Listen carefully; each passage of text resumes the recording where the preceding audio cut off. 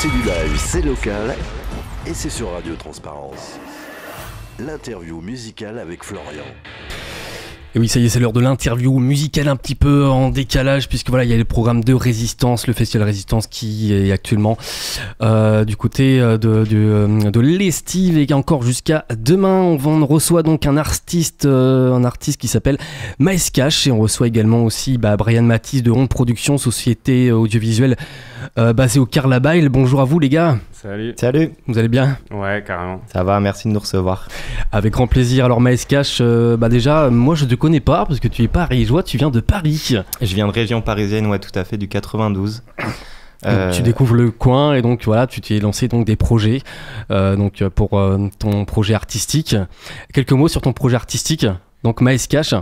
Ouais, tout à fait. Alors c'est du rap avec quelques influences rock.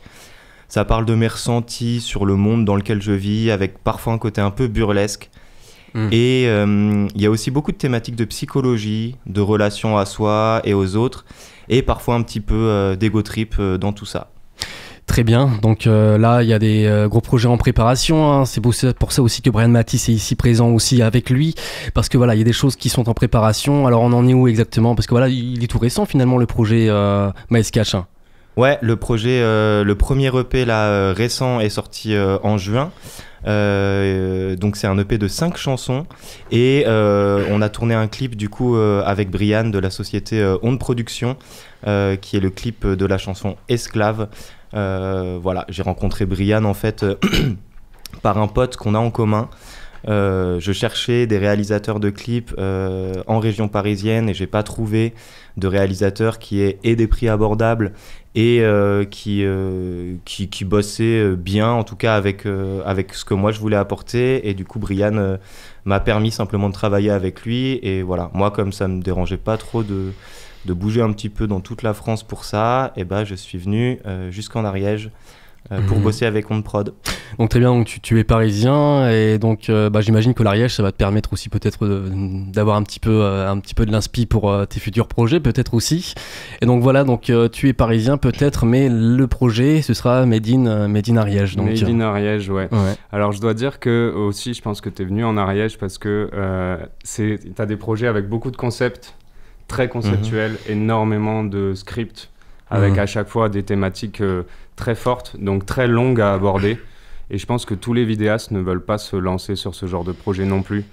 Il faut des heures de communication entre nous pour établir le script, pour être dans la vibes. Et on sait que c'est des clips qui vont durer très très longtemps. On n'est pas sur des, je vais dire petits clips live, hein, mais il y a des super petits clips live, petits clips playback qui sont très bien. Mais là, on n'est que sur des clips scénarisés, assez lourds en termes de prod, qui vont prendre plusieurs jours. Toujours plusieurs jours, parfois avec des figurants, parfois là avec beaucoup de fond vert, avec des scènes dans des lieux différents. Et tout ça, ça se réfléchit et ça fait beaucoup de communication entre nous. J'avais donc une réaction par rapport à ça, c'est que vous êtes venu nous présenter donc, le projet musical, et on voit que c'est un projet à multiples facettes avec les clips qui prennent une part très importante dans toute l'aventure. Oui. Donc est-ce que la décision de proposer des clips, ça ouvre à une démarche plus artistique, dans le sens qui devient plus complète et qui n'est pas seulement de la musique ? Ouais, tout à fait. Alors, je précise juste pour pas qu'il y ait de confusion, Brian et Onde Production, c'est la société avec laquelle je travaille pour les clips. Pour ce qui est de la réalisation musicale, je travaille avec quelqu'un qui s'appelle Narbo, qui lui est en région parisienne. Et donc le travail de clip, c'est carrément autre chose. En fait, on pourrait faire effectivement des clips qui sont non scénarisés, où je pose juste devant un micro ou dans un environnement, et ça pourrait en rester là. Et du coup, non, le clip qui est scénarisé, ça demande un travail déjà d'écriture, de scénario, qui est plus ou moins précis en fonction de ce que tu veux faire. Et puis il y a les idées de l'artiste, de ce qu'il a dans la tête, et ça on reste quand même sur du conceptuel, sur de l'imaginaire, et derrière le réal va prendre ces idées-là et va pouvoir te dire si ça c'est réalisable ou pas, si en fait t'es sur une autre planète, et lui du coup recadrer, et c'est vraiment un travail, en tout cas moi je le ressens comme ça, d'aller-retour entre l'artiste et puis le réalisateur, qui lui aussi est artiste en fait dans tout ça.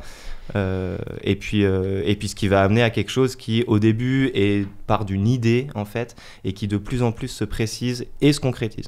C'est important, c'est intéressant de parler du lien entre l'artiste et le vidéaste finalement. C'est vrai qu'on n'en parle pas souvent. C'est très important, on en reparlait encore hier. Il faut absolument des artistes investis. Souvent, moi j'ai beaucoup de demandes où les artistes ne se rendent pas compte du travail d'échange qu'il va y avoir entre nous et justement ce temps au téléphone. Bon, du coup, nous c'est énormément visio parce qu'à Paris il ne descend pas tout le temps, mais il y a énormément d'échanges.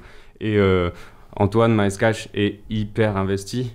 Et c'est vraiment primordial pour arriver à un clip. Je pourrais pas fabriquer tout ça tout seul. Là, il a tout le planning. Parce que du coup, on est en tournage en ce moment aussi. C'est pour ça qu'on s'est dit, tiens, on va passer à la radio. Il est super investi. Il a tout le planning. Il a toutes les scènes dans la tête. On l'a vraiment créé ensemble. C'est pas juste moi qui...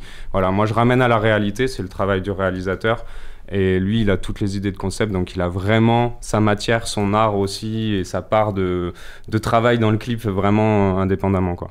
Alors très bien, je pense qu'on peut diffuser tout de suite sans plus attendre un des clips et un des titres qui est sorti si je m'abuse. Le titre s'appelle Esclave, donc déjà sorti. Alors juste la réalisation du clip. Petit mot. C'est une réalisation en huis clos avec toutes les étapes en fait étaient chronologiques. Donc le clip devait se fabriquer vraiment étape par étape en suivant vraiment le script en mode chronologique. Et voilà, c'est un huis clos en studio. Alors de quoi parle le titre ? Justement, on va diffuser le titre puisque la musique parle d'elle-même. C'est parti. Voilà, c'était le titre Esclave donc de Maescache. D'ailleurs, le clip est sorti, vous pouvez même le retrouver. On va d'ailleurs donner toutes les infos aussi. D'ailleurs, vous tapez Maescache sur Facebook, mais on redira ensuite les infos pratiques, on va dire, pour retrouver tout le travail qui a été accompli jusqu'aujourd'hui. Lali, tu avais une question par rapport à ça ? Oui, en écoutant ce titre hyper dense, je me demandais combien de temps ça t'avait pris pour... l'écrire déjà. Pour imaginer peut-être, Ouais, c'est ça, le temps d'écriture et jusqu'à arriver au titre final, quoi. Je saurais pas te donner une échelle de temps parce que moi je prends pas mal de temps pour écrire et une fois qu'il y a un premier texte brut qui est écrit, souvent je repasse dessus vraiment pour affiner soit mon propos, soit même mes techniques rapologiques parce qu'il y a plein de... Enfin j'essaye quand même de rechercher un petit peu de techniques rapologiques.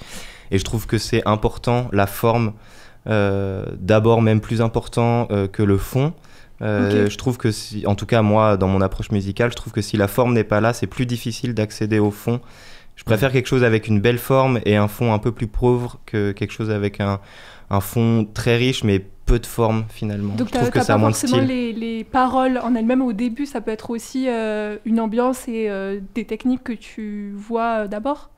Moi, non, j'ai plutôt des thématiques en fait qui sont prêtes, que j'ai envie d'aborder. Il y a parfois des phases qui sont déjà écrites. D'accord. Et j'arrive un petit peu avec tout ce stock et à partir de là, ensuite, je travaille, j'écris et puis ensuite je remixe. Moi, c'est plutôt mon approche. Il y a des artistes qui vont faire les choses autrement, qui vont faire les choses par exemple beaucoup plus au feeling.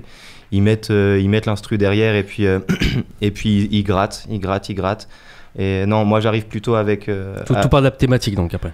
Tout part d'une thématique, même des thématiques que j'ai envie d'aborder, et puis ensuite je construis là-dessus et après je revois. Et pour ce qui est des étapes, du coup, entre le début de l'écriture et puis la fin de la chanson, il y a plusieurs étapes, effectivement. Il y a l'écriture du texte, qui se fait souvent sur ce qu'on appelle une phase B, qui est une instru que tu chopes sur YouTube, sur une des chansons, enfin sur une chanson que t'aimes d'un artiste, parfois même plusieurs instrus. Ensuite, il y a la composition de l'instrumental. D'abord le beat, et puis ensuite, t'as toute la phase qui est du mix et puis du mastering. Oui, parce que toi, et entre les deux, l'enregistrement, pardon. Tu fais intervenir quelqu'un qui compose pour toi, du coup. Tout à fait, oui. Moi, j'arrive avec le texte, et puis ensuite, je fais bosser quelqu'un qui compose avec moi. Pas vraiment pour moi, mais plutôt avec moi. Qui va t'aider à mettre les formes un petit peu. Ouais, tout à fait, oui. Quelqu'un qui a beaucoup plus de technique musicale en termes de musique assistée par ordinateur que moi, j'ai pas. Mais moi je suis musicien aussi de base, donc je tiens à être là pour la composition de l'instrumental. Et du coup c'est toutes ces étapes en fait, de l'écriture à la composition de l'instru, à l'enregistrement, puis au mix, au mastering qui va faire la chanson.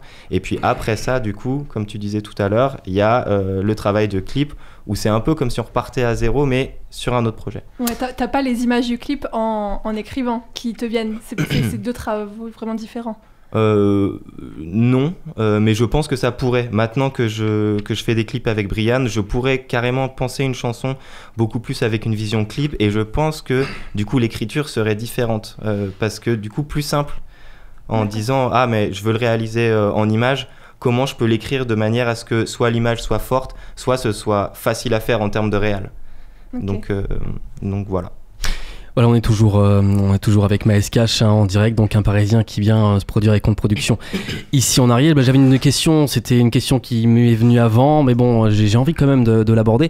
Brian, voilà, tu disais que justement Maes Cash, il était parti avec un projet tellement lourd que peut-être d'autres vidéastes, oseraient peut-être pas réaliser. C'était quoi ton ressenti quand il t'a apporté ce projet? Tu t'es dit un défi à relever, ou tu te dis c'est compliqué quand même, mais je vais réfléchir? Comment t'as abordé les deux en même temps, je me suis dit très compliqué, mais j'ai vu qu'il avait beaucoup de vision, beaucoup d'images dans ses textes, et du coup je me suis dit c'est gros challenge de pouvoir réaliser tout ça. Mais c'est quelque chose de cohérent quoi. Par rapport à ce qu'il a dit, ce qu'il a amené, c'était cohérent. Oui, c'était cohérent. Après, Maes Cash a plein d'idées. En effet, je suis obligé de me dire, ok, qu'est-ce que je peux vraiment filmer, comment on peut réduire. Et c'est toujours le travail aussi de quel tarif on a, comment faire la meilleure chose avec ce tarif-là, et pouvoir sortir quelque chose qui soit très compréhensible aussi, et très visible. Mais là, pour moi, c'était clairement un challenge de travailler sur ces huis clos, sur les autres clips qu'on a fait. Du coup, là, on est en train de tourner le troisième clip. J'allais venir. Il n'y en a qu'un seul qui est sorti. Ouais. Il y en a un qui est prêt, mais qui va sortir en septembre, avec son deuxième EP, du coup, qui sortira en septembre. Et on a déjà... en fait, il y aura 4 clips dans l'année de tourner, de préparer. Et très important, c'est vraiment des clips avec des thématiques différentes à chaque fois. Donc, des histoires, des thématiques, des concepts à l'intérieur des clips, en plus des scénarios. Donc, vraiment un super challenge pour moi à réaliser, un kiff incroyable. Ouais, tout à fait. Et si je peux rajouter quelque chose, on essaye de travailler avec 2 axes. Le premier, c'est pour chaque clip, quelle va être l'originalité en termes de réalisation technique. Donc des petits concepts de réalisation. Ça, Brian pourra en parler mieux que moi, mais pas juste un truc avec un plan et un mec qui chante devant. Et la deuxième chose, c'est on voudrait à chaque fois essayer de raconter une histoire. Qui est un début, une fin, pas forcément une histoire complexe, mais voilà, que ça puisse raconter quelque chose, ce qui donne une valeur ajoutée à la chanson. Ce qui veut dire que du coup le clip, il a une valeur parce que technique de réalisation spécifique et une histoire racontée. Et du coup, ça fait que le clip a une qualité qui est autre que la chanson. Juste pour avoir sans trop spoiler non plus, il y a un petit avant-goût de ce qui est en réalisation prochainement sur les prochains clips, juste pour avoir une petite idée. Est-ce que vous avez des idées en tête déjà? Pour rejoindre ce qu'il vient de dire avec cette idée de concept technique, en gros on a fait le huis clos avec l'histoire, et là c'est un huis clos fond noir. On a fait un autre clip qui s'appelle Albatar, qui du coup est dans les bacs et il va sortir en septembre. Là, c'est sur un concept de court-métrage pur, donc avec des acteurs. Le concept, c'est vraiment court-métrage, ressembler à un film. Là, on est en train de créer actuellement un clip qui s'appuie sur du jeu vidéo. Donc, en fait, c'est des images réelles, mais tout va être fait avec une animatrice, en gros, motion design, qui va nous faire des animations de jeux vidéo. Donc, tout est pensé comme un jeu vidéo. Donc, comme il disait, il y a le concept jeu vidéo, mais qui raconte aussi l'histoire de sa chanson au fur et à mesure. Et un troisième, Armageddon, qui va être à base de Lego, de stop motion, entre Lego et réalité.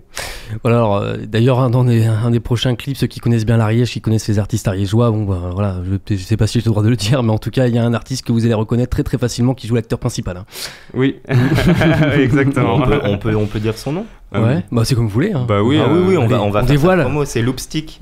Loopstick, du coup, qui a eu le rôle de l'acteur principal sur le clip d'Albatar. Alors, je rectifie, la chanson n'est pas sortie. Oui. Elle va sortir, du coup, en septembre. Et très belle rencontre, du coup, avec Loopstick. Il joue très bien. Il joue très bien le petit bâtard, en fait. Excellent, voilà, ça donne déjà un petit avant-goût. Donc voilà, ce sera prochainement à visualiser. Donc là, on peut se quitter, en tout cas pour Maes Cash, parce que Brian Matisse aussi, parallèlement aussi, fait des projets musicaux. Et donc peut-être qu'on pourra dire un mot dessus. Maes Cash, là j'ai un titre qui est rentré sur mon cartoucheur, on appelle ça, sur ma base de données, qui s'appelle Ride. Voilà. Ouais, tout à fait. Je précise juste, Maeskash, il est un peu compliqué à écrire. M-A-E-S-K, plus loin, A-S-H. Très bien, donc on tape ça sur Facebook, sur les réseaux, comment on te retrouve? Sur YouTube, sur Insta, sur Facebook. Sur YouTube, puisqu'il y a des clips sur YouTube, donc vraiment il ne faut pas hésiter à y aller. Ouais. L'EP qui est sorti s'appelle Crash. Ouais. Le clip qui est sorti donc, avec Onde Production qui est derrière, qui fait un très bon boulot. Je les recommande vivement pour tous les artistes locaux et pas que du coup. Hein. Le clip s'appelle Esclave. Très bien. Donc là, Ride, donc, qui est un titre qui est sorti déjà ? Oui, qui est sorti sur l'EP de Crash, qui est un titre beaucoup plus friendly qu'Esclave, qui parle de snowboard. Là, pas grand chose à voir avec les thématiques abordées juste avant. Bah c'est parti, on écoute ça de suite. Hein.